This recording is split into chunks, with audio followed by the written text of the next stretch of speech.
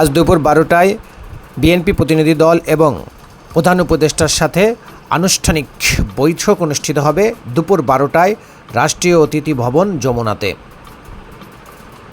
তার আগে মঙ্গলবার রাত 8টায় বিএনপির ভারপ্রাপ্ত চেয়ারম্যানের ভার্চুয়ালি উপস্থিতিতে বৈঠকে বসেন বিএনপির জাতীয় স্থায়ী কমিটির সদস্যগণ। নির্বাচন নিয়ে সরকার নানান সময় নানান ধরনের কথা বলছেন, তার উপদেষ্টারা আরও বিভ্রান্তিমূলক কথা বলছেন বলে বিভিন্ন অনুষ্ঠানে এমন অভিযোগ করেছেন বিএনপি সহ অন্যান্য দলের নেতাকর্মীরা।